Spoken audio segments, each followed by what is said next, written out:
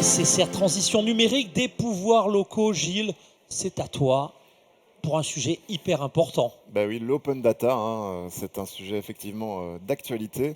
Et merci d'être présent pour cette conférence. Et je vais vous présenter tout de suite nos intervenants. D'abord, vous dire aussi qu'à la fin de la conférence, vous aurez la possibilité de poser des questions aussi à tout le monde. Il y aura une petite séquence de questions-réponses. Donc, n'hésitez pas à préparer déjà vos questions. Aujourd'hui, nous avons Olivier Lefebvre, qui travaille pour l'Agence du numérique. Bienvenue, Olivier. Nous avons également Marilena Cassotti, directrice des études data chez SPI.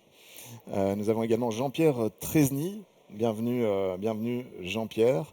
Michael Bertozzi, bonjour Michael, du côté de Gerpine. François Loreys, qui est un habitué déjà de nos débats.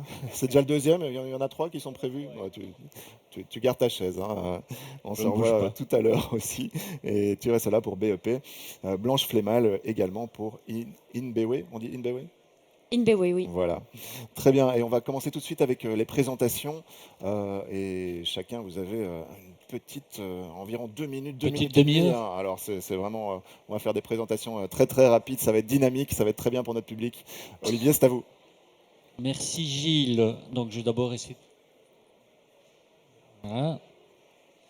Bonjour à tous. Donc Olivier Lefebvre, je représente l'Agence du numérique. Dans le cadre de l'Agence du numérique, on a un programme qui s'appelle l'Open Data au service du territoire. Donc on a pour mission 2 principales activités. La première, c'est animer l'écosystème Open Data au niveau de la région. Donc notre job, c'est d'aller faire le tour des communes et des administrations, des intercos et toutes les administrations régionales pour sensibiliser à l'Open Data. Donc sensibiliser les administrations à mettre à disposition des données, les mettre à disposition de tout le public. Donc, ce sont ce qu'on appelle les données ouvertes. Alors, ça va devenir une obligation au niveau des administrations. Donc, un décret a été voté en novembre 2022 et nous attendons impatiemment l'arrêté d'exécution qui, si mes renseignements sont bons, devrait passer en première lecture aujourd'hui. Et donc, l'objectif derrière, c'est permettre aux administrations de publier un certain nombre de jeux de données. Et nous avons une plateforme au niveau régional qui est gratuite pour toutes les administrations pour leur permettre de publier leurs données. Et donc, sur cette plateforme, vous allez retrouver un ensemble de jeux de données que vous pouvez réutiliser, que vous pourrez consulter. Alors, on parle de transparence, par exemple, de transparence budgétaire, pour voir par exemple la liste des subventions qu'une commune a octroyées. Ça peut être d'autres sujets tels que la collecte des déchets, tels que les votes au Parlement, tels que les informations concernant BIWAP, par exemple. Donc on a presque 900 jeux de données sur la plateforme Open Data et tous les jours nous augmentons ce nombre de jeux de données. Et donc notre deuxième rôle, c'est vraiment d'accompagner dans l'onboarding, dans l'accompagnement des administrations au niveau de cette plateforme. Donc on est là pour vous aider à créer un utilisateur, à utiliser les best practices au niveau de vos jeux de données. Et donc on vous accompagne dans votre démarche Open Data et on vous accompagne à utiliser la plateforme ODWB, donc la plateforme Open Data de la région Wallonne. Et tout ça est gratuit. Et donc, on invite vraiment toutes les administrations, qu'elles soient communales, intercommunales ou régionales, à nous contacter à travers le petit formulaire qui se trouve sur odwb.be. Et on va vous accompagner, on va vous prendre la main pour que vous publiez vos premiers jeux de données, que vous ayez un peu plus de maturité sur les jeux de données, pour faire en sorte que, comme la ville de Namur, comme le bureau économique de la province, comme la majorité des intervenants ici, vous ayez un ensemble de visualisation, de réutilisation de jeux de données publics. Voilà, en 2 mots, merci. Merci Olivier. Tout de suite, nous passons à Marilena Cassotti. Merci. Allô ?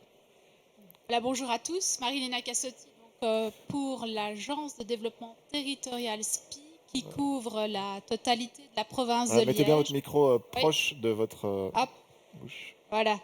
Alors, ça va mieux là ? Oui, très bien. Ok, parfait. Donc la province de Liège, c'est 84 communes et la province de Liège participe à SPI. et sont rentrés avec SPI dans ce projet Mindit, qui est la plateforme open data de SPI, qui est sur l'espace géré par Olivier, justement, enfin, ou en tout cas par l'Agence du numérique. À nouveau, voilà. Ok. Voilà. C'est moi qui mets mon micro mal, je pense. Donc voilà, notre plateforme open data est là, elle s'appelle Mindit, elle est en vie depuis 4 ans. Et la donnée à la SPI, ou chez SPI plutôt, c'est quand même une histoire qui dure depuis très très longtemps.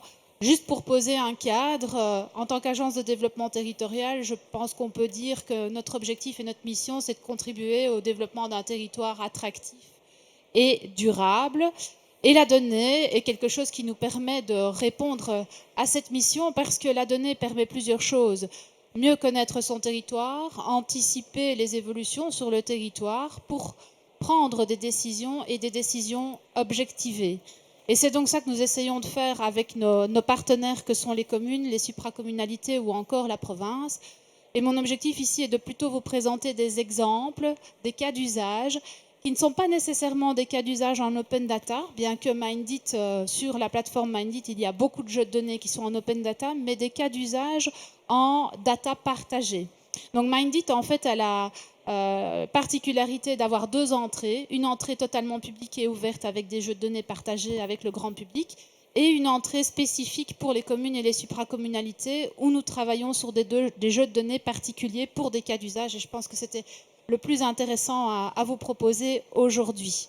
Alors, au passage, un petit merci à Digital Wallonia qui a financé en partie Mindit il y a 4 ans et qui nous aide bien à nous développer et à promouvoir l'open data auprès de nos communes et affiliés. Je passe aux exemples, je pense que ce sera plus parlant pour vous. La ville de Herstal. Non, pardon, je me trompe d'exemple. Ici, nous sommes à Rarène. Rarène a la particularité d'être une commune germanophone qui est en bordure de frontières et qui a cette particularité de recevoir dans ses écoles primaires des enfants allemands, des enfants des communes francophones et évidemment les enfants de sa propre commune. Et la commune s'interroge sur la taille de ses infrastructures et le devenir de ces infrastructures dans les années à venir. Bien, je peux vous dire qu'avec des jeux de données que nous avons en open data et des jeux de données qui sont des données personnelles comme l'origine des enfants qui viennent dans les écoles, nous avons pu établir une stratégie de déploiement des infrastructures des écoles. Donc la question c'était, faut-il garder les infrastructures? Faut-il les agrandir? Faut-il les déplacer? Eh bien, en utilisant la donnée, en la standardisant, en la traitant, en la collectant au travers de Mindit, nous avons réussi à établir des scénarios. La commune a choisi le scénario qui lui paraissait le plus probable et sur base du scénario choisi, nous avons établi une stratégie immobilière. Voilà à quoi la donnée peut servir et on a pris de la donnée ouverte pour pouvoir faire cette étude, mais également des données plus personnelles qui ne peuvent malheureusement pas être partagées. Un autre exemple, depuis 2023, les communes établissent elles-mêmes les permis par rapport aux gîtes ruraux. C'était la région wallonne qui le faisait préalablement et maintenant c'est les communes qui ont cette compétence. Et là, c'est la ville de Malmedy qui est venue nous trouver et qui nous dit fournissez-moi un outil d'aide à la décision pour que je puisse accorder de manière objective ou non les permis pour les gîtes ruraux. Et bien là, à nouveau, c'est en travaillant avec de la data, c'est en travaillant avec la commune pour définir ce dont elle a besoin sur base de sa politique, ce qu'elle veut voir figurer dans cet outil, que nous avons réussi à créer un outil qui est à présent présent sur la plateforme Mindit. L'idée derrière Mindit, c'est de se dire, nous avons un cas d'usage avec une commune, nous l'étudions de manière à pouvoir le répliquer sur une autre commune. Malmedy a son outil, Teux et Stavelot chez nous sont à présent intéressés et Wye également a marqué son intérêt pour un outil tel que celui-là. Nous avons d'autres outils, comme des outils par rapport au logement inoccupé. Voilà, ici c'est le dernier cas que je vous présente. Nous sommes dans une ville, une commune urbaine, c'est Herstal, qui a beaucoup de logements inoccupés et qui veut mettre en place une politique proactive pour gérer cet aspect-là des choses. À nouveau, en traitant de la donnée ici extrêmement personnelle, des consommations électriques, des consommations d'eau, de la domiciliation avec le registre de la population, on arrive à scorer les bâtiments de manière à avoir une liste de bâtiments pour lesquels il est hautement probable qu'ils soient inoccupés pour envoyer les agents sur place visiter et pour ne pas faire le tour de toute la ville à la recherche des bâtiments inoccupés. Voilà, 3 cas d'usage des réponses précises et derrière tout ça, de la donnée et des compétences au service des communes et des supracommunalités pour aider à décider et aménager le territoire au mieux. Et je passe la parole à mon voisin. Merci beaucoup pour ces 3 cas et on passe à Jean-Pierre Tresny. Bonjour à toutes et à tous. Je travaille donc dans un groupe d'action locale Meuse at Campagne qui est active sur 5 communes, historiquement sur Andenne, Fernemont et Ouassège, et depuis le début de l'année sur Aiguezé et Anu. C'est une ASBL de développement rural financée par le public qui mène des projets sur une durée de 4 ans. Et avec l'équipe, on est actif dans différentes thématiques. Et personnellement, je m'occupe depuis 2017, depuis la création du GAL, de la citoyenneté et du numérique, pour répondre à vraiment une volonté des instances du GAL qui voulaient vraiment faire du territoire un smart territoire à l'échelon local. Et donc ma mission a été, depuis le début, de travailler d'abord avec les communes pour les amener à structurer, organiser et ouvrir leurs données dans l'objectif de vraiment travailler sur la transparence de l'action publique. Et j'ai travaillé avec Fernemont et Ouassège, qui étaient 2 communes qui partaient de zéro dans cette matière-là. Et 4 ans après, on est arrivé ensemble à mettre en place un outil qui capte, qui organise, qui structure cette donnée. C'est un système d'information géographique. Généralement, toutes les données d'un territoire sont souvent géoréférencées. Et donc, c'était l'outil idéal pour structurer ces informations-là. Et puis, elles ont publié un certain nombre de jeux de données sur la plateforme dont Olivier vient de vous parler, sur ODWB. Et on en est à une petite trentaine de jeux de données. Et donc, on travaille vraiment bien avec des communes rurales à faible population. Ouassège, c'est 3000 habitants. Fernemont, ça en est 7000. Andenne, 27 000. Aiguezé et Anu, c'est aux alentours de 17. Donc, on travaille vraiment avec des petites structures, mais ensemble, on a pu faire des choses de cette manière. Une autre de mes missions était orientée participation citoyenne, vraiment mobiliser les habitants pour leur faire mieux connaître et donc agir de manière avec des impacts plus efficients sur leur territoire. Et on a mis en place un outil, par exemple, de recensement collaboratif du maillage écologique grâce à un appel à projet Territoire intelligent. Et donc ces données, cette plateforme qui était un prototype est maintenant disponible sur toute la Wallonie. Et particularité, les données sont ouvertes. Il y a une API qui permet d'aller capter les données et de les récupérer pour une réutilisation éventuelle. Alors un cas concret, après avoir structuré, mis en ligne des données ouvertes sur la plateforme, une des communes, Fernemont, les a vraiment réutilisées pour créer un outil numérique qui permet d'améliorer la communication entre ces jeunes, 13-18, et les services communaux. Ça a vraiment été la base de cette démarche d'open data qui a abouti à un outil très concret. Alors, dans le GAL, on est habitué à partager nos expériences et donc j'ai mis sur papier et en version numérique tout le cas, la success story de Fernemont qui est disponible en ligne et que vous pouvez télécharger pour lire. Un grand merci Jean-Pierre pour ces cas pratiques aussi. Michael Bertozzi, c'est à vous. À la télécommande juste. Bonjour à toutes et à tous. Donc voilà, je m'appelle Michael Bertozzi, je suis le directeur du service travaux de la commune de Gerpine. Je ne suis ni cartographe ni géomaticien et malgré tout la cartographie à Gerpine est quelque chose de prépondérant. En fait, tout a commencé il y a plus ou moins 12 ans. J'ai eu l'occasion de rencontrer le CEO de la société D2D3 avec qui on a longuement discuté par rapport à l'intégration de l'outil Carto au sein de plusieurs services. On a tout de suite retrouvé l'intérêt de cartographier le patrimoine, les équipements et d'avoir tous le même langage à travers le service urbanisme, travaux, bureaux d'études, service patrimoine, service compta, pour vraiment avoir de bonnes bases. Et évidemment, c'est un outil Carto, donc on alimente en couches et quelque part la data est créée. On ne le savait pas à l'époque, mais on faisait déjà de la création de data.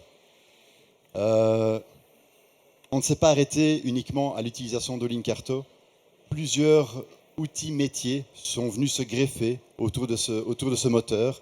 En 2018, on a utilisé le premier outil qui permettait de gérer les cimetières de manière cartographique avec SimSystem et SimWeb. Ensuite, en 2020, dans le cadre de territoires connectés et 4 communes voisines, on a mis en place l'application GeoDP qui permet de connaître l'occupation sur le domaine public, tant au niveau des impétrants qu'au niveau des festivités. En parallèle, on faisait développer un outil Mobility qui nous permettait de récupérer toutes les demandes citoyennes et les intégrer dans un outil Carto pour pouvoir objectiver certaines décisions d'une commission de mobilité. On a été désigné comme bêta-testeur par Civadis et D2D3 dans l'outil Civis.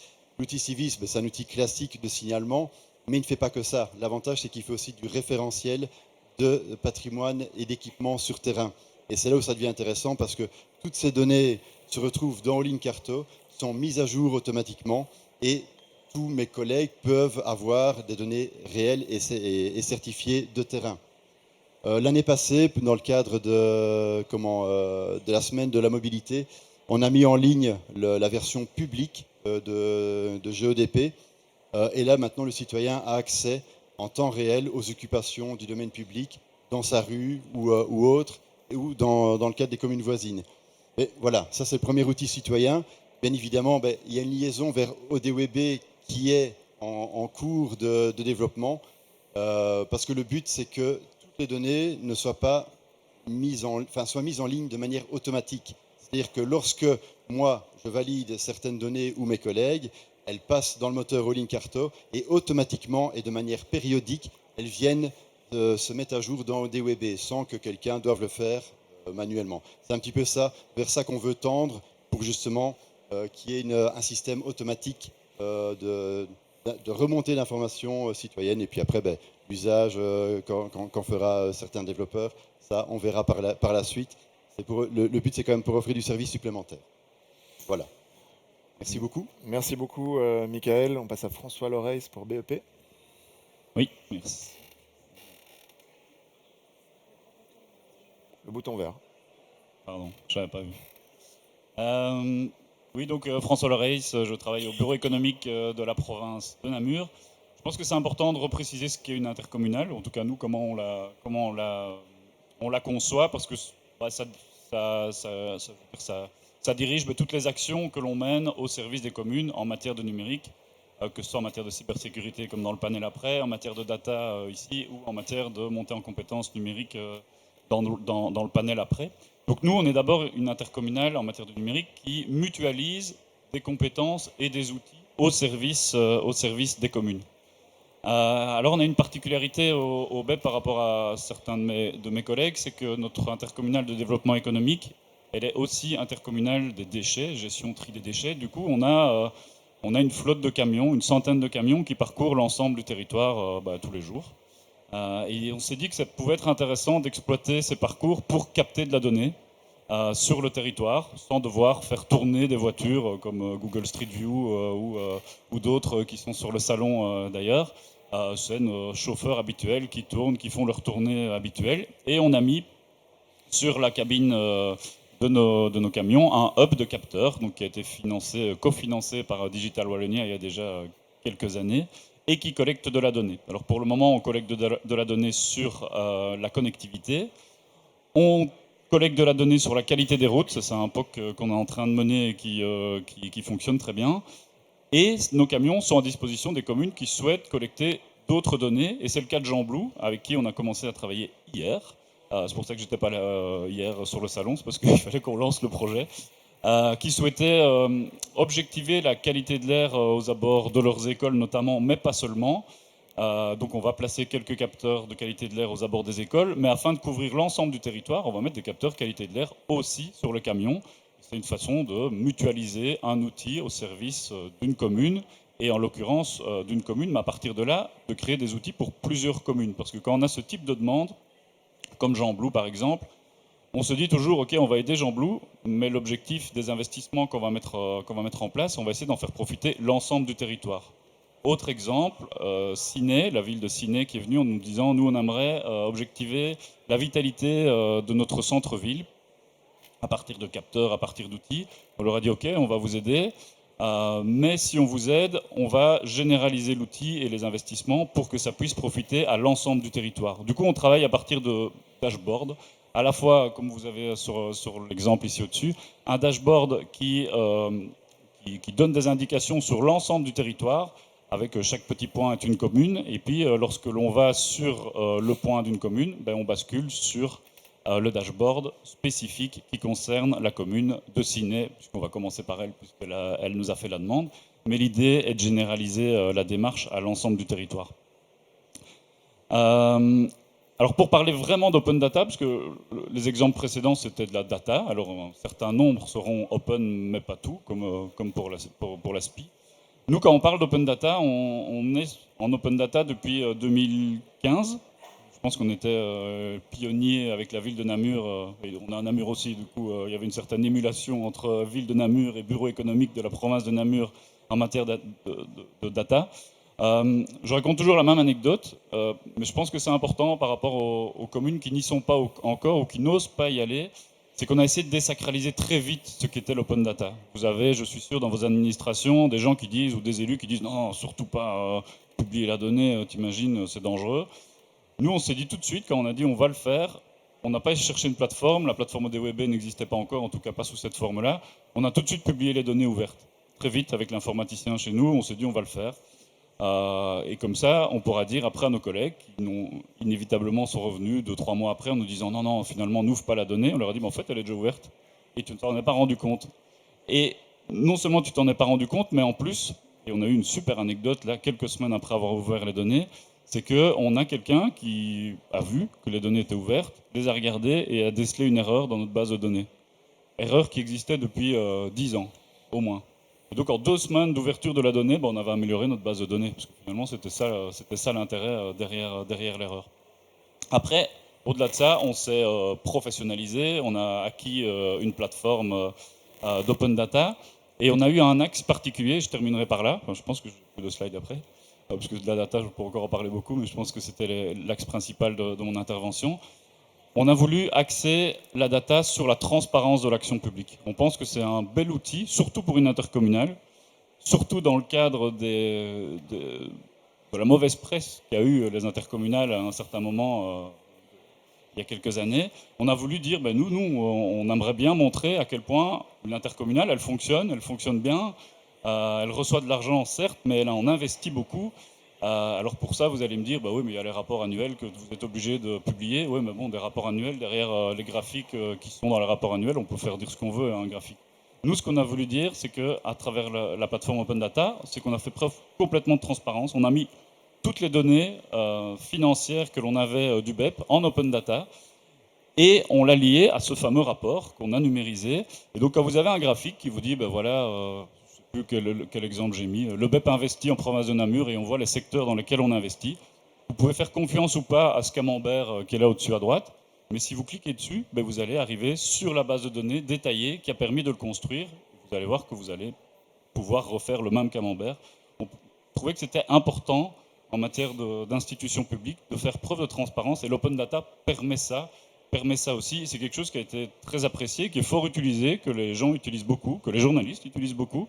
Voilà, c'était un axe particulier en matière de data et d'open data que l'on a voulu, publier. Et donc là, on est à plusieurs dizaines, voire centaines de data publiées en matière financière, mais aussi dans plein d'autres domaines.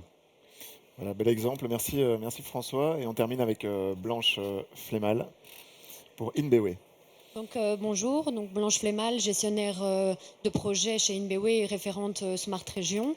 Alors parfois, une vidéo vaut mieux qu'un long discours et donc on a réalisé en soutien par Digital Wallonia une petite animation pour expliquer la stratégie d'InBeWay dans l'ouverture de la donnée publique.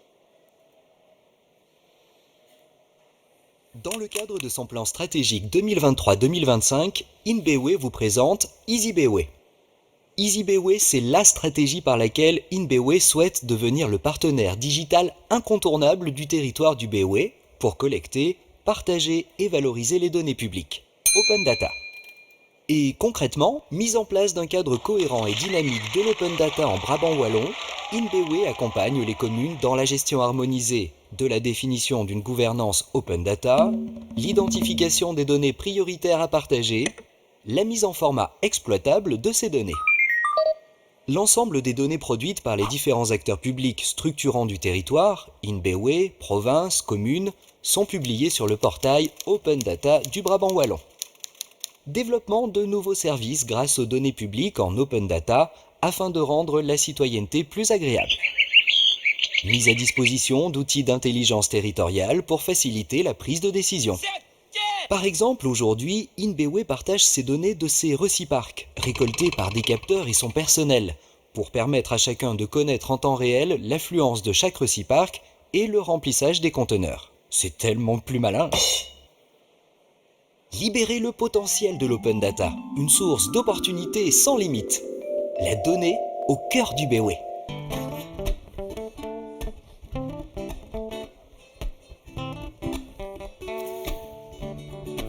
Voilà. Merci beaucoup pour cette petite animation.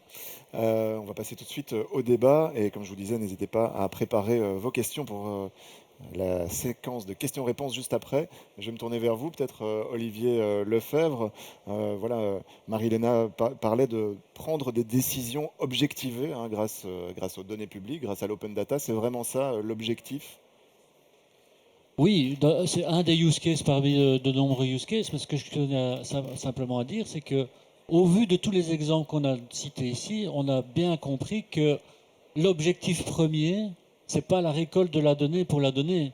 C'est pas parce qu'il y a un décret que les différentes administrations ici ont publié des données. Et on voit par la multitude des cas d'usage, que ce soit dans l'IoT, que ce soit dans le tourisme, que ce soit au niveau de la transparence, on voit qu'il y a une multitude de cas d'usage qui mettent en valeur ces données. Et en fait, l'objectif de l'open data, il est vraiment représenté dans tous ces outils, dans toutes ces use cases, dans tous ces cas d'usage qui font en sorte qu'on va améliorer en fait la transparence, qu'on va améliorer la relation avec le citoyen. Et donc, au-delà des outils peut-être plus spécifiques par rapport à un territoire et à la mise en avant des forces d'un territoire, on voit vraiment que la donnée, elle peut servir de nombreux cas d'usage et qu'elle est vraiment utile au niveau de la région wallonne.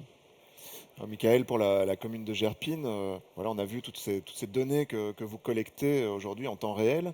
Et les cas d'usage, qu'est-ce que ça va être? Qu'est-ce que ça va apporter aux citoyens? Est-ce que vous avez déjà des idées d'applications vraiment concrètes qui vont se retrouver peut-être dans le smartphone des habitants de Gerpine? L'objectif est vraiment d'avoir une cartographie en poche de pas mal de choses. Notamment, on a recensé, parce que légalement parlant, on est tenu de veiller à tout ce qui est module de jeu.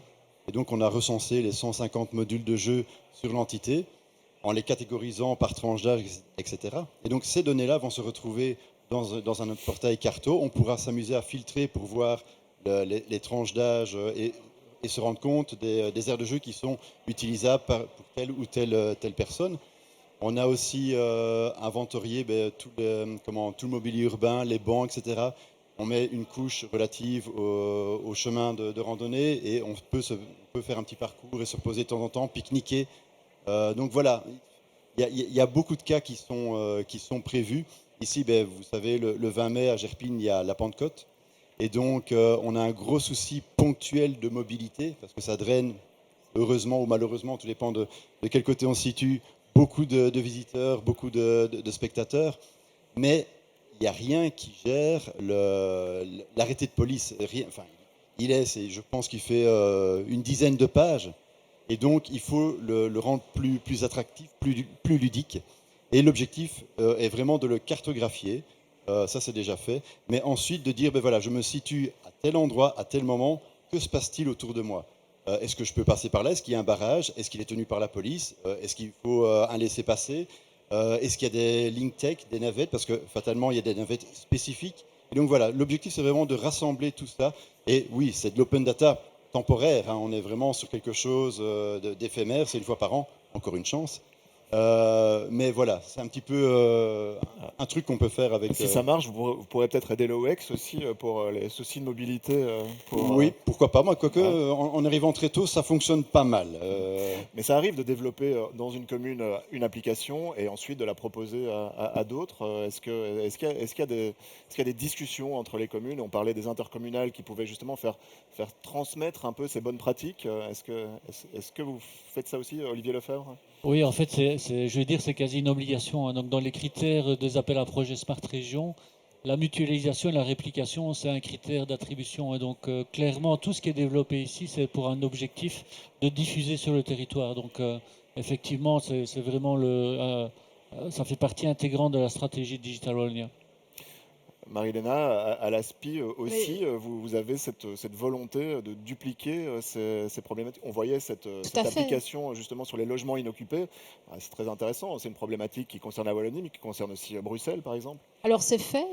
C'est fait en province de Liège. Donc l'outil sur les logements inoccupés est utilisé depuis 3 ans par Herstal. C'est pour eux et avec eux que nous l'avons développé, hein. Donc la commune a aussi participé au développement de l'outil. Elle a servi de Kobe, elle a essuyé les plâtres. Donc ça, il faut se rendre compte qu'il y a aussi cette phase-là à mettre en place. Mais ici, nous avons Serein et Wanze, donc toujours sur la province de Liège, qui vont utiliser l'outil. Cet outil est tout à fait utilisable sur tout le territoire de la région wallonne. Nous nous entendons suffisamment bien et même très bien avec nos autres structures sœurs, les autres agences de développement territorial, que pour pouvoir leur dire, voilà, cet outil, il est là, il est à disposition. Vous pouvez également l'utiliser sur votre territoire. Pareil pour les gîtes, Malmedy est passé à l'action. Quand je disais eux et Stavlo sont intéressés, ils vont passer à l'action également avec cet outil. Pareil, l'outil est totalement réplicable. La recherche et développement est faite. Tout le travail de gestion de la donnée a été réalisé et a été pris en charge en matière de recherche et développement par SPI, parce que c'est une intercommunale, et par la commune qui soumet le cas, hein, mais la majeure partie des frais de recherche et développement sont pris en charge par l'intercommunale. Et ensuite, ce n'est que la main-d'œuvre, entre guillemets, qui est, comment dire, il n'y a plus que la main-d'œuvre plutôt à mettre en place pour pouvoir arriver à réaliser les cas par ailleurs. Mais la méthodologie, les scripts, tout est prêt et tout est réutilisable et partageable. Ça, c'est l'objectif. Blanche Flémal pour InBewe. Est-ce qu'il y a des prérequis quelque part pour s'engager dans une démarche open data? Qu'est-ce que vous conseillez aujourd'hui aux communes? Mais pour les communes, c'est déjà de pouvoir rassembler leurs données. J'ai l'impression qu'actuellement, les communes ont des données, mais elles n'en sont pas conscientes de la force que les données peuvent fournir, et surtout le croisement de données. Et donc le conseil que je donnerais aux communes, en tout cas pour celle de mon territoire, c'est de rejoindre la stratégie d'InBewe et de travailler en collaboration entre communes pour cette gouvernance de données et d'avoir un portail territorial cohérent sur l'ensemble du territoire. Est-ce que vous avez beaucoup de demandes qui vous parviennent, ou est-ce que voilà, il faut les solliciter, les communes, quelque part, encore leur expliquer peut-être, comme vous dites, les bénéfices de l'open data? Ici, on en est au stade de leur expliquer les bénéfices. Après, je pense que le cadre légal aide aussi. Et donc, le but est de leur montrer qu'au-delà du cadre légal, il y a un intérêt, que ce soit pour les citoyens, pour les entreprises, pour les chercheurs, etc. Il y a un intérêt pour le territoire. Et donc, on commence de plus en plus à avoir des communes qui sont très intéressées. François, vous aussi, de votre côté, beaucoup de demandes, on voit des cas d'usage, c'est vraiment des choses qui sont remontées quelque part de manière très concrète du terrain, et à partir de là, vous pouvez développer des solutions. Oui, on n'a pas, pour être très clair, on n'a pas de demande pour l'open data, hein. Mais vraiment très peu. Enfin, on a la ville de Namur, mais qui est Ce sont plutôt des demandes très précises sur des problématiques locales, Ouais, c'est et ça. sur lesquelles Ouais, vous c'est allez, ça. vous, Donc- appliquer une stratégie open data. Donc pour donner l'anecdote, notre plateforme Open Data, à l'instar de ce que fait DWB maintenant, on avait proposé que l'ensemble des communes du territoire qui souhaitent utiliser la nôtre l'utilisent pour diffuser de la donnée. On a eu 0 demande. Enfin, c'est pas vrai, une demande de la part de la ville d'Andenne, et ça tenait à un informaticien qui était particulièrement sensibilisé au sujet, et puis il est parti à la région, et puis voilà, ça s'est terminé. Par contre, en Donc matière il faut encore faire de l'information sur Oui, les c'est données ça, en publiques. matière. Alors après, il y a d'autres structures comme Futurocité qui le font très bien et qu'on accueille chez nous pour expliquer l'intérêt de l'open data, pour expliquer le cadre, parce que c'est vrai qu'il y a un cadre légal qui est en train de se mettre en place, donc de toute façon, y être obligé. Mais au-delà d'un cadre légal, ce qui est important, c'est de montrer l'intérêt, parce que c'est juste le faire parce que c'est obligé, c'est un peu dommage. Par contre, effectivement, la demande, et là on l'a de plus en plus, un peu induit par les appels à projets aussi, mais pas que. On a des demandes d'un territoire qui nous dit, je prends l'exemple de Ciné et Jean Blou qui est arrivé en même temps sur le même sujet. On voit qu'il y a des cellules commerciales dans notre centre-ville qui ouvrent, qui ferment, mais on n'arrive pas à bien comprendre quel est le taux de rotation, pourquoi celle-là ferme, pourquoi celle-là ouvre. Pour pouvoir valoriser notre centre-ville, pour pouvoir mieux conseiller une sandwicherie qui s'installe, on a besoin de mieux comprendre la dynamique de notre centre-ville. Et là, assez rapidement, ils se disent, on a besoin de données, on a besoin de savoir combien de piétons passent à cet endroit-là, on a besoin de savoir depuis quand la cellule est vide, on a besoin de savoir sa taille. Et puis, une fois qu'ils se rendent compte de ça, dans une commune, et là, je prends l'exemple d'une personne à la ville de Ciné qui s'appelle Adrien, il se retourne vers la commune en disant « Comment je fais, moi, pour gérer ça ? Est-ce que vous avez les données ?» Alors oui, on a des données, mais on a des données papier, on n'a rien de centralisé. Une cartographie, tu parlais de cartographie, le service urbanisme a une cartographie, mais il ne sait pas se retourner vers son service cartographique pour faire une étude sur la vitalité commerciale. Eux, ils s'occupent des permis d'urbanisme, etc. Et donc, à un moment donné, ils sont un peu perdus. Et là, c'est là qu'il faut qu'on arrive à dire « Coucou, on est là » parce que nous, on a des data analystes, on a des business analystes depuis peu, parce que c'est pas facile à recruter, mais on en a, qui peuvent venir vous aider, pour réfléchir un peu comment travailler. Et puis, on a des outils qui ont été financés par Digital Wallonia dans le cadre des fameux camions. On a une plateforme IoT Hub. Donc, une plateforme IoT Hub, c'est une plateforme sur laquelle on peut venir connecter des capteurs. Objectivement, elle est surdimensionnée par rapport à ce qu'on en fait. La ville de Ciné va venir plugger ces capteurs sur notre plateforme. Et c'est là que je trouve l'essence, que ça donne du sens à mon job, de mutualiser des outils, des compétences pour des communes qui sont nos actionnaires, pour pouvoir les aider à progresser. Alors que, surtout au salon des mandataires, j'aime bien le dire, mais les communes, elles ont un tas de trucs à faire, quoi. Mais c'est impressionnant le nombre de compétences qu'elles doivent avoir, le nombre de choses, et on le voit, quand on voit toutes les machines, toutes les entreprises qui sont là à les démarcher, elles ont plein de choses à faire. Si l'intercommunal peut les aider sur certaines thématiques, je pense que c'est... Jean-Pierre Tresny, voilà, les données, elles sont là, elles sont disponibles, il faut encore les faire parler, quoi. C'est peut-être ça la difficulté aujourd'hui. Oui, mais déjà rien que d'être arrivé à convaincre les communes de se mettre dans cette démarche d'ouverture, de conscience qu'elles ont des données qui peuvent être de l'or, ça a été un long chemin. Je voudrais rebondir sur ce que François disait.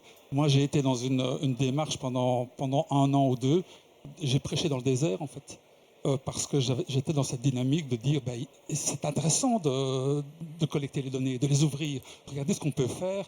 Des extérieurs peuvent les réutiliser pour proposer des nouveaux services. Oui, mais après. Et à l'occasion, pour le citer, d'une formation de Futurocité, on a vraiment renversé le paradigme et on s'est dit, finalement, si on partait des besoins rencontrés par les communes. Et là, ça a fait un tilt phénoménal parce qu'on est parti du terrain, des agents communaux qui se sont dit, ah oui, j'ai un besoin très particulier ici. Je vous ai parlé de Fernemont, un problème de communication. Et on s'est dit, tiens, comment la donnée pourrait-elle répondre à cet objectif?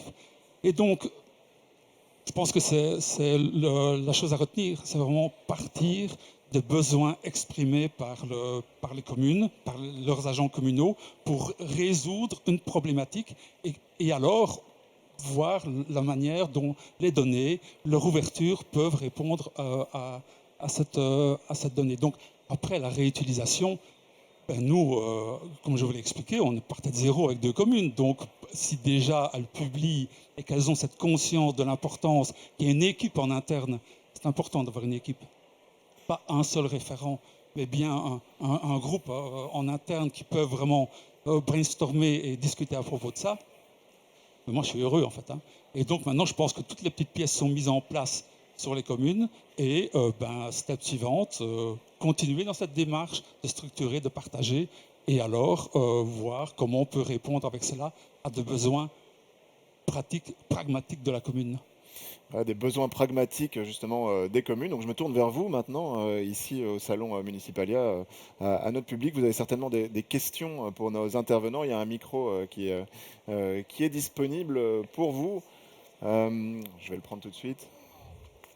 Oh, tu t'en occupes Ah oui, tu fais ça tellement pas bien. pour un panel et pour toi. Voilà, Allez, la première question, c'est toujours la plus questions, difficile. vos mais réactions, n'hésitez pas, on N'hésitez est pas entre à amis, lever la main. à ouvrir un débat qui va devenir encore plus passionnant grâce à vous. Allez, n'hésitez pas. Voilà, nos experts sont là pour vous. N'hésitez pas à leur poser Philippe, s'il n'y a pas de des questions, tu vas être nommé d'office pour en poser une. Alors, une question pour éviter que Philippe ne dorme pas ou Isabelle. Je compte également sur toi. Allez, une question. Voilà, merci de m'aider à ouvrir le débat. Ça ne vous dispense pas d'en poser. Voilà. Allez, si vous voulez bien avoir la gentillesse de vous présenter. Alban Bouvy, Senior Project Manager chez BWAP ASBL. Je suis en charge des projets numériques de développement d'outils ou de processus, etc. Et on est en partie en open data sur certains jeux de données qui sont déjà sur ODWB notamment. Mais moi j'ai une question plus pour le BEP. Je trouvais intéressant en fait un module comme ça où on peut ajouter des capteurs supplémentaires. Et on a fait un projet pilote avec Tibi sur justement une caméra placée sur des véhicules plateaux qui collectaient les déchets de poubelles publiques. Et donc je me disais, tiens, dans quelle mesure cette caméra pourrait être dans le hub de capteurs ou autre pour aller dans l'efficience en termes de collecte de données justement. Parce qu'on voit apparaît toute une série d'outils, d'engins et tout, et au final, on va avoir des véhicules bardés de capteurs, des projets qui partent dans tous les sens, et c'est bien de mutualiser peut-être des projets d'acquisition de données pour après les mettre à disposition dans le cadre d'un projet open data éventuellement. Et pour éviter que monsieur et madame Google s'en emparent avant d'autres. Alors, qui veut réagir? Allez, c'est parti. Je pense que c'était pour moi. Oui, donc moi je trouve ça c'est super intéressant. C'est effectivement pour ce type de projet-là qu'on a développé comme ça, en tout cas le projet. Parce que c'est vrai que le projet initialement, juste pour revenir à l'essence du projet, c'était un projet qu'on menait avec l'IBPT, qui est le régulateur fédéral des télécoms, qui fait des mesures un peu partout sur le territoire, mais des mesures ponctuelles sur la connectivité. Et on s'est rencontrés et on s'est dit que ça pouvait être intéressant de mesurer grâce à nos camions. Et de la même façon qu'on a toujours cette réflexion de mutualisation un maximum, on s'est dit on ne va pas travailler juste là-dessus, on ne va pas travailler juste sur les capteurs connectivité, on va créer un hub. Et donc le hub, c'est une boîte sur laquelle il y a plein de connectivités possibles et on peut y venir brancher n'importe quel type de capteur, y compris des caméras. Donc c'est tout à fait possible. Après, il y a toujours du paramétrage, il y a toujours plein de choses à prendre en compte en plus, mais le but, c'est bien ça. Et ici, on va déployer le projet sur la qualité de l'air avec Jean Blou. Là, on travaille avec l'ICEP, parce que nous, on n'est pas spécialiste ni des télécoms, ni de la qualité de l'air. Nous, on est juste spécialiste de la collecte des déchets. Mais par contre, on permet, grâce à la plateforme, de venir, que des professionnels de cette donnée-là viennent mettre leur capteur sur l'outil. Voilà, donc évidemment, et on peut se voir après pour Du coup, pas mal de questions à venir. Philippe, une question qui était au départ pas très spontanée, puis ça a été inspirant. Oui, c'est grâce à toi, merci. Juste une petite question par rapport aux administrations communales. À l'heure d'aujourd'hui, elles ont énormément de données, comme vous dites. Elles n'en sont pas conscientes, ça c'est sûr. Elles ont les outils pour les exporter de plus en plus. Mais quels sont les différents cas d'usage en tant que tels que vous leur conseilleriez de mettre en avant, les premières données qui seraient peut-être utiles pour l'administration en tant que telle, d'ouvrir aux citoyens et comment d'autres institutions, parce que ouvrir une donnée c'est une chose, l'utiliser par la suite, c'en est une autre. Et donc, qu'est-ce qu'on met en place à l'heure d'aujourd'hui pour que cette donnée qui est partagée soit réellement connue du public? Allez. Olivier? Oui, donc je vais peut-être répondre en faisant le lien avec Futurosité et le travail du groupe il y a un groupe de travail Open Data qui est géré par Futurosité, qui regroupe un peu l'ensemble des communes qui sont désireuses d'avancer dans l'Open Data. Et donc, ce GT, ce groupe de travail Open Data, a déjà identifié une dizaine de jeux de données. Il est intéressant de commencer à produire ces jeux de données. Donc, je vois que Nicolas est là. Donc, si vous avez des questions par rapport à ce groupe de travail, n'hésitez pas à le solliciter. Et donc, ça, c'est ma première recommandation. Il y a déjà les communes, les principales communes actives dans l'Open Data qui ont fait cette liste de premiers jeux de données. Et à partir du moment où on a suffisamment de données au niveau local, on va pouvoir remonter ce jeu de données au niveau régional. Et donc là, c'est tout l'intérêt d'avoir un jeu de données qui est standardisé, structuré. Et puis ensuite, c'est la transparence, évidemment. Donc toutes les données de transparence sont intéressantes. Y a-t-il encore donc une question ici, d'autres questions? Alors jusque-là, parce qu'on a très peu de temps, c'est vraiment les toutes dernières. On va les prendre ensemble. Deux dernières questions. Voilà, si vous pouvez les prendre, on va les prendre d'un seul coup. Et donc, je demanderai voilà, les deux questions et donc des réponses rapides également. Bonjour, Sotiris Tokalasidis, donc je suis business consultant chez Paradigme à la région bruxelloise. Dans la continuité de ce qui a été dit, est-ce qu'il y a des cas d'usage qui vous permettent de prédire des choses? On a vu pas mal de choses où vous collectez et puis après vous analysez les données à différentes fins. Est-ce qu'il y a aussi des cas où vous savez prédire aussi l'avenir à partir des données récoltées? Alors je précise que tout à l'heure, on aura aussi un débat sur l'intelligence artificielle, donc il abordera également le côté prédictif, mais la deuxième question. Oui, donc je me présente, Salma Lasri, directrice de Renovat. Renovat est une one-stop shop qui est active dans la rénovation énergétique des bâtiments publics en Wallonie. Nous sommes notamment au service des communes et nous avons développé une plateforme de comptabilité énergétique qui s'appelle Colibri, que Olivier Lefebvre connaît très très bien. Et d'ailleurs, le dada d'Olivier, ça a été d'avoir accès aux données, des données plus larges de cadastre énergétique. Et donc, je voudrais l'entendre sur ce point-là. Est-ce que tu vois qu'il y a une évolution, en tout cas, dans la mentalité, je dirais, des communes et leur capacité à ouvrir ces données? Merci pour vos deux questions, du coup. Donc, je vous laisse... Je vais laisser François pour la première. Voilà. Je voyais que j'étais sollicité pour répondre à la première. Dans le cadre de notre projet, notamment sur la qualité de l'air et sur la vitalité commerciale des centres-villes, oui, on va... Alors, je n'ai pas de réponse directe à donner parce qu'on est en plein travail. Je disais que je n'étais pas venu hier pour y bosser. Là, j'ai un message de Ciné, on est en plein dedans. Mais oui, on a un module d'IA, on ne peut pas passer à côté, justement pour que nos indicateurs de vitalité commerciale notamment, on puisse avoir des données prédictives. Alors on ne sait pas encore lesquelles, on travaille avec un cabinet d'études justement pour bien les dimensionner, mais oui, on intègre l'IA dans ce cadre-là. L'IA, au BEP, on y est depuis un certain temps, on a fait Startia, Tremplin IA, on a des projets d'IA, donc oui, on l'intègre, et oui, inévitablement, en matière de données aussi stratégiques que le commerce, on ne peut pas juste donner des faits.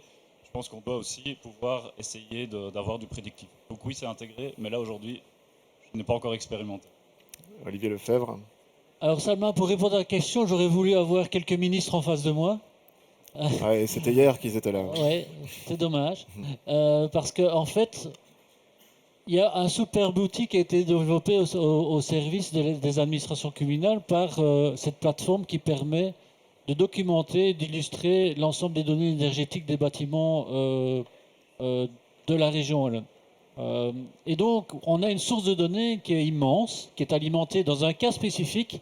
Le cas d'usage, c'est la rénovation. Le cas d'usage, c'est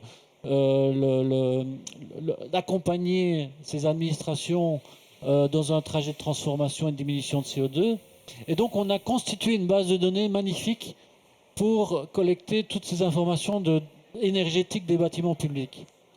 Alors qu'en parallèle, au niveau de l'open data, on n'a pas encore un jeu de données avec l'ensemble des bâtiments publics de la région wallonne. Donc première chose. Donc je me dis, tiens, il y a peut-être déjà une source de données ou une combinaison de sources de données pour faire cet état des lieux, ou du moins avoir cette base de données de bâtiments publics. Et à côté de ça, il y a plein de jeux de données qui sont liés à l'énergie, qui sont super intéressants. Ne fût-ce que pour montrer aux autres administrations les gains énergétiques qu'on a fait après tel ou tel travaux. Et donc déjà rien que ça, en termes d'exemplarité par rapport à d'autres communes, le fait de sortir des données quelque part d'une application métier financée par la région Wallonne, c'est quasi obligatoire qu'elle ait son pendant Open Data pour que, in fine, il y ait d'autres cas d'usage ou qu'il y ait plus d'engouement par rapport aux rénovations énergétiques. Et je ne prends que l'exemple d'exemplarité, du fait que cette commune a ce bâtiment-là qui est quasi typiquement le même bâtiment de ma commune, et grâce à X milliers d'euros de travaux, elle a fait X économies en CO2, et donc va inciter d'autres communes à aller dans la démarche, et dans la démarche Renovat. Donc c'est que quelques exemples, mais je trouve que à partir du moment où il y a de l'argent public dans des applications métiers, et que ces applications métiers produisent de la data, automatiquement il devrait y avoir un flux vers l'open data. Alors je ne parle pas des données protégées, des données à caractère personnel, mais un ensemble de données qui serait intéressant pour la réutilisation. Un grand merci à tous. On voit beaucoup de projets en cours sur l'open data. Je vous invite à applaudir nos panélistes pour ce beau débat. Voilà, et je vais vous laisser tout de suite quitter la scène parce qu'il y a une autre conférence qui s'enchaîne dans 5 minutes Sans sur les transition. compétences numériques. Allez, restez avec nous, on va parler des compétences numériques. Ça démarre tout de suite, on se quitte en musique. À tout de suite. Très bien.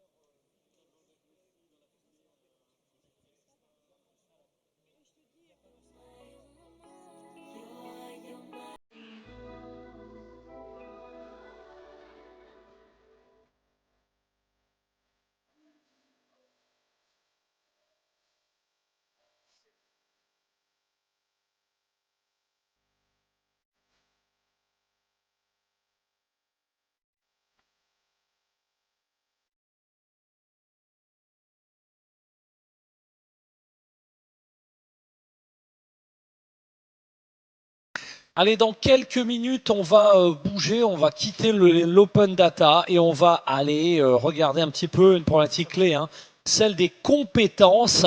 Vous pouvez déjà nous rejoindre, vous installer confortablement. Démarrage dans quelques minutes de notre deuxième volet de cette matinée, enfin troisième devrais-je dire, puisqu'on a quand même commencé à parler par cyber. Et là, on va donc évoquer les aspects de compétences et de talents qui manquent tant dans notre industrie de la Smart City, la ville intelligente. A tout de suite, je compte sur vous.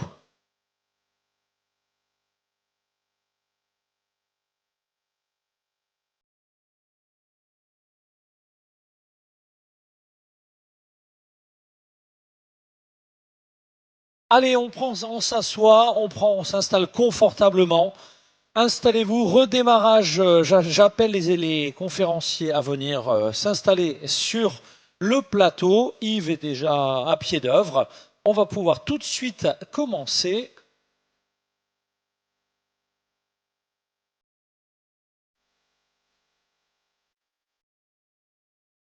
Allez, mes chers amis, Esteban en place. Mesdames et messieurs, prenez place pour la suite de nos temps forts sur la matinée Ville intelligente.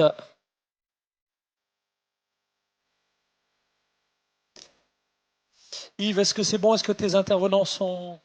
Pas encore. J'attends le top. Vous avez le clicker? C'est l'essentiel.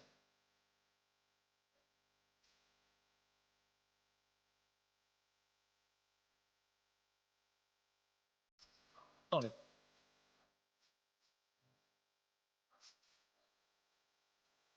Important. Allez, Esteban, en place, en avant la musique.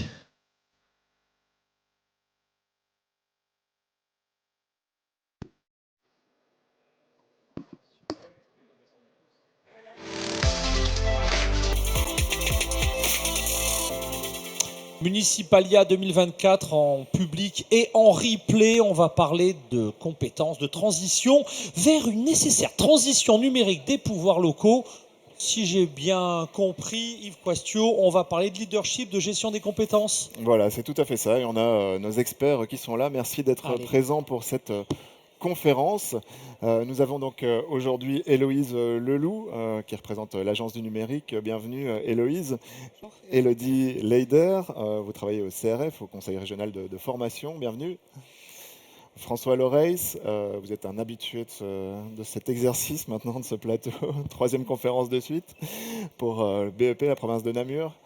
L'intercommunal, et Vincent Boulanger pour Technofutur TIC. Bonjour, bienvenue à tous. Et nous allons commencer tout de suite avec une présentation d'Héloïse Leloup. C'est à vous. Merci beaucoup. Alors avant d'entamer vraiment le sujet des compétences, je souhaiterais vous parler du leadership.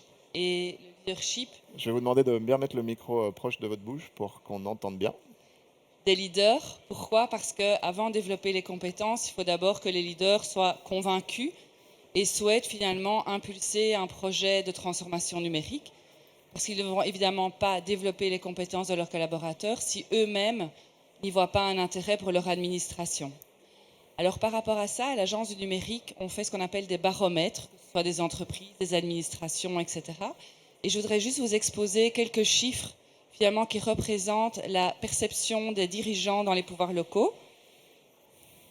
Alors, ces chiffres sont assez parlants. En effet, on voit que un peu moins de la moitié, on a un peu gonflé en mettant la moitié, mais en fait, c'est 47% des dirigeants des pouvoirs locaux sont convaincus du numérique pour leur administration. Ce qui signifie aussi par défaut que l'autre moitié n'est pas encore convaincue, donc forcément, ces dirigeants-là ne vont pas investir dans les compétences de leurs collaborateurs. Autre perception importante également, c'est finalement la perception des citoyens, donc le public cible visé par la plupart des administrations. Et on voit là que les contrastes sont encore plus grands, puisqu'on a un tiers des citoyens wallons qui ont dit éloignés du numérique. Pourquoi on les dit éloignés? Parce qu'en général, ils n'ont pas confiance et ils utilisent très peu, en tout cas à minima.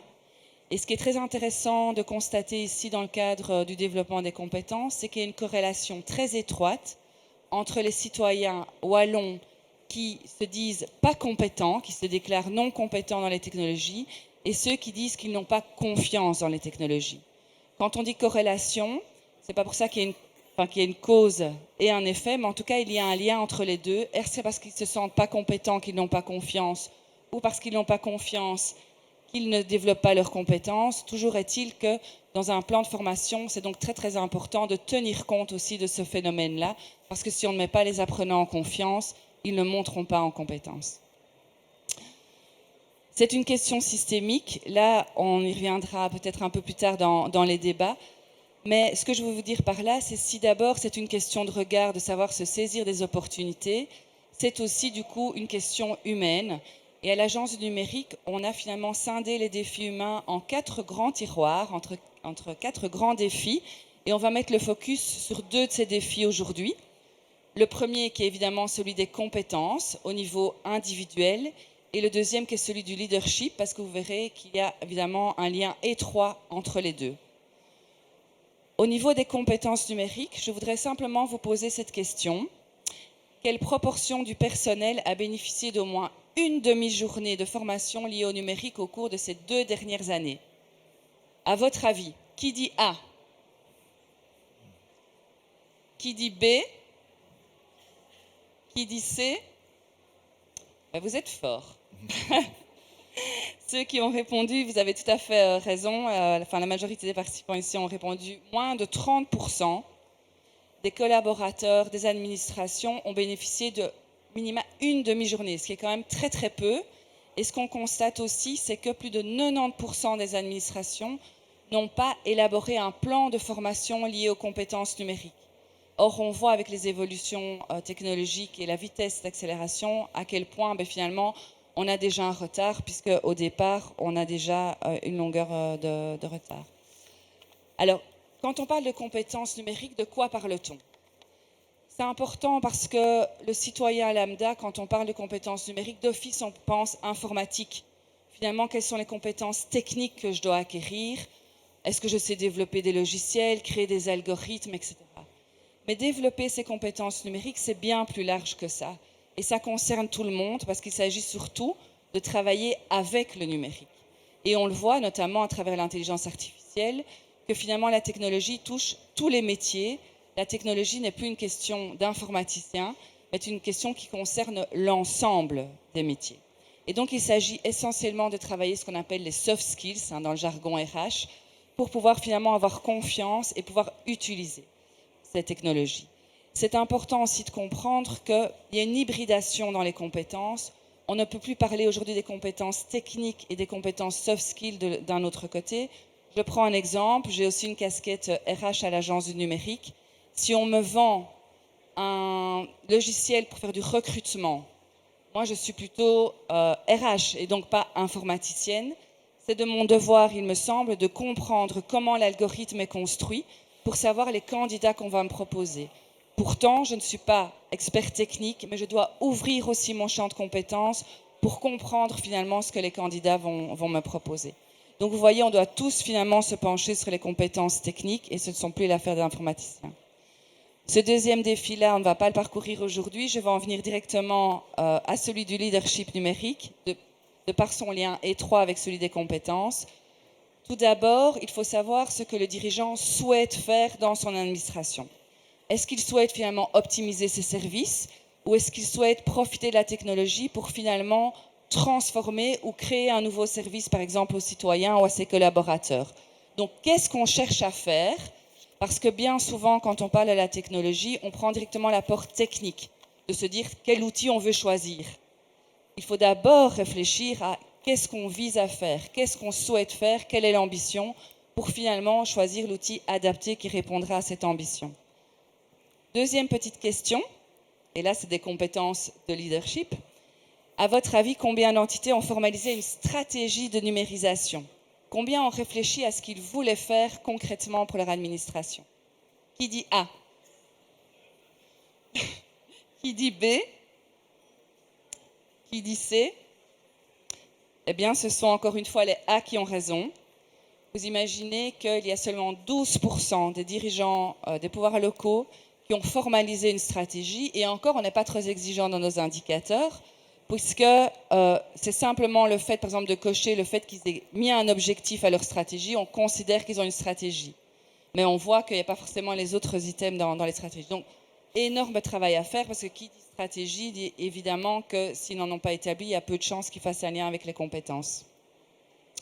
Et pour terminer, je voudrais revenir juste brièvement sur le dernier défi, pour laisser la parole à ma collègue Elodie qui approfondira certains aspects RH.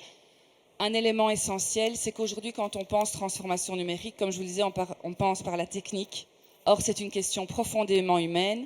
Et quand on regarde les gens qui sont impliqués dans les projets numériques, eh bien, ce sont essentiellement aujourd'hui soit les informaticiens, soit les dirigeants.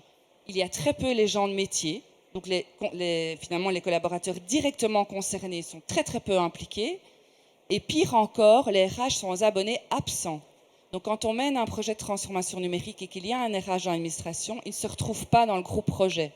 Quand vous voyez les questions qui se posent, c'est une lacune évidemment importante. Voilà, j'espère que j'aurai réussi ma mission et vous convaincre en tout cas d'impliquer les gens de métier et les RH dans les projets numériques parce que les questions sont bien plus larges que les questions techniques. Et je vais faire ma chute avec deux petits outils et des ressources qu'on met à disposition à l'agence numérique. D'abord, pour toutes ces questions que ça intéresse, pour celles et ceux qui sont intéressés par les questions de leadership et des défis humains liés au numérique, on va mettre sur pied des ateliers qu'on appelle les ateliers leadership numérique. Via ce QR code, vous pourrez trouver toutes les informations pour vous inscrire. Et un deuxième outil qui est la plus destiné finalement à votre public cible, qui est le Digi Challenge, qui était un outil utile pour tester ses compétences numériques. Un grand merci Héloïse et on passe la parole à Élodie. N'importe quel micro fonctionnera. Vous pouvez y aller, il suffit d'appuyer sur le petit bouton de la télécommande, le gros bouton vert. Ça, c'est la présentation suivante. Est-ce qu'on peut remettre la présentation précédente?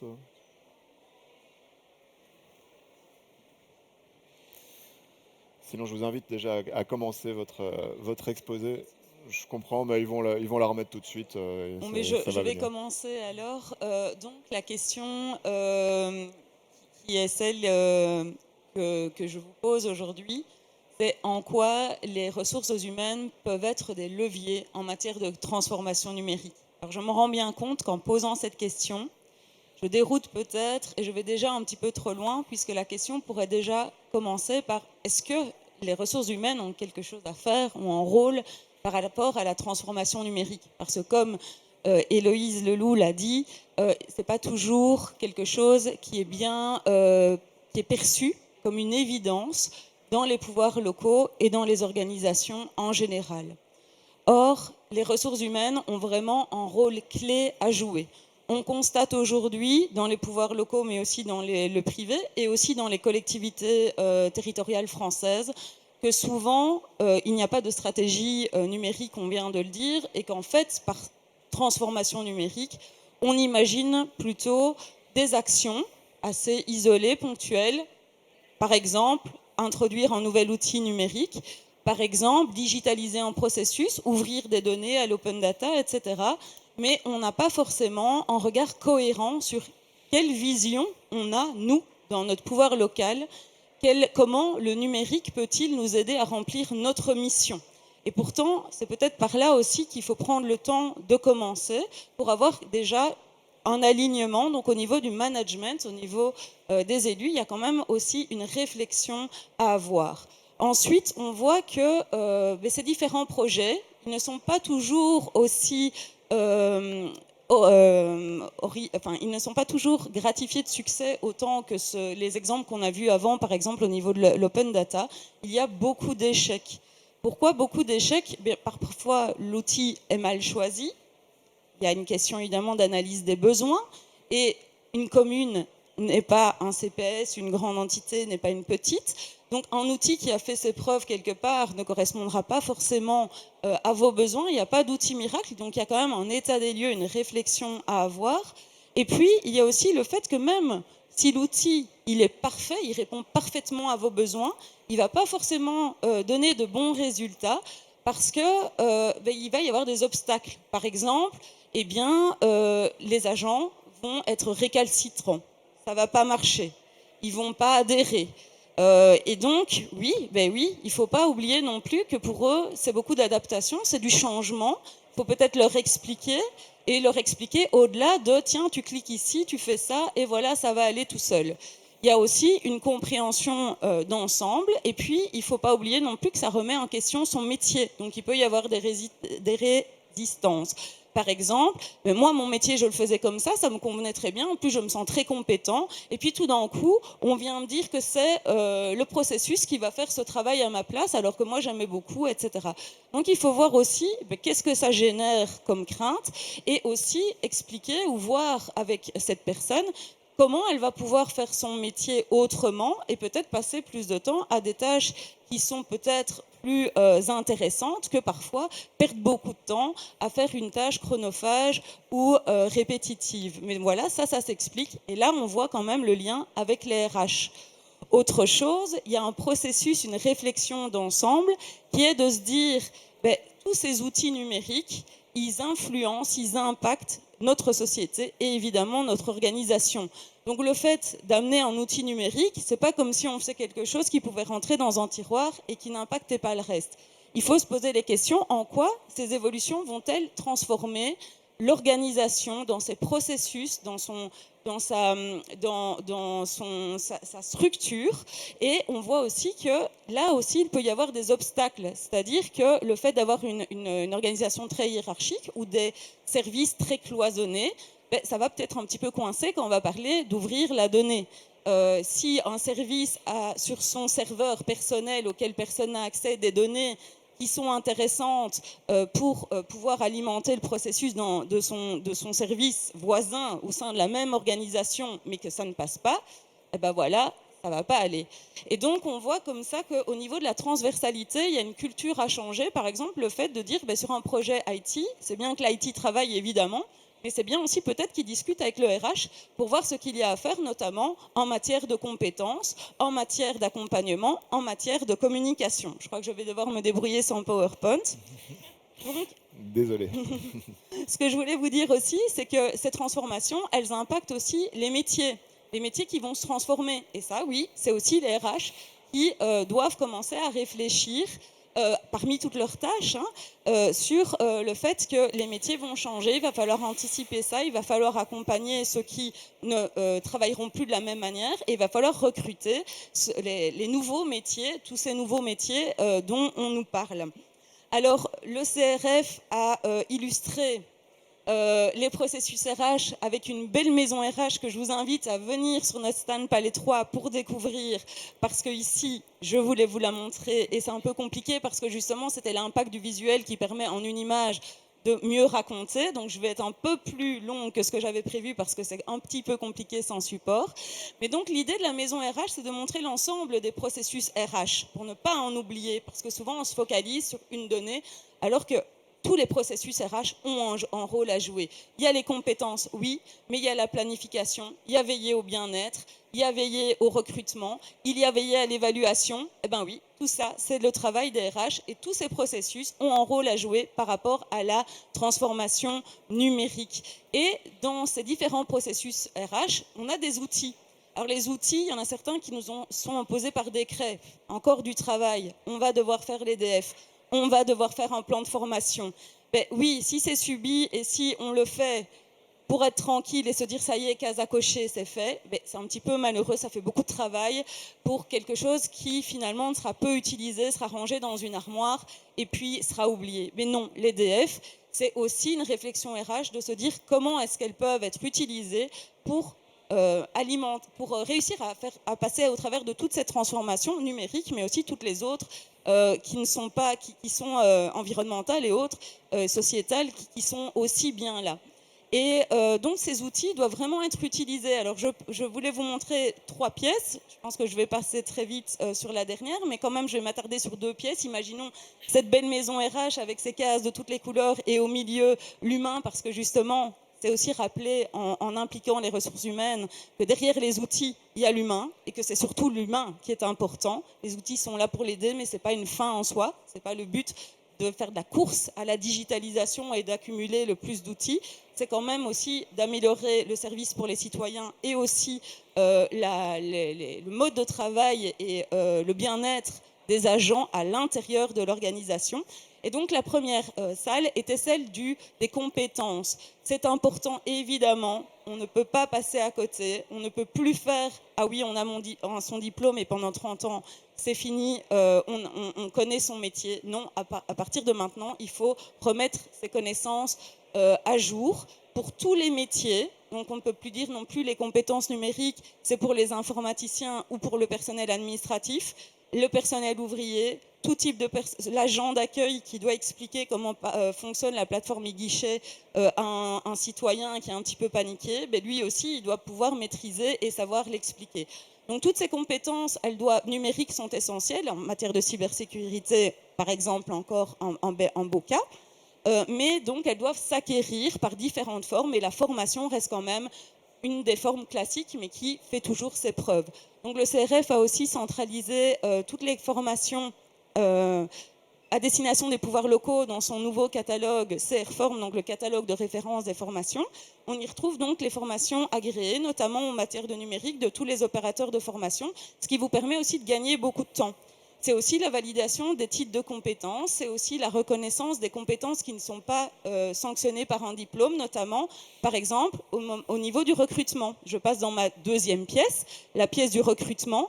Ben oui, on voit que c'est difficile de recruter les informaticiens, ce n'est pas forcément toujours évident de les avoir, il y a beaucoup de concurrence. Et bien, même le privé rencontre ces problèmes et mise sur les compétences en disant on va vous former en interne. Alors évidemment, il n'y a pas de solution miracle, mais il y a aussi un changement de culture à avoir par rapport aux compétences. Au niveau du recrutement, c'est important aussi lors de l'entretien de recrutement d'avoir un point d'attention aux compétences numériques, puisqu'on l'a dit, tous les métiers sont concernés.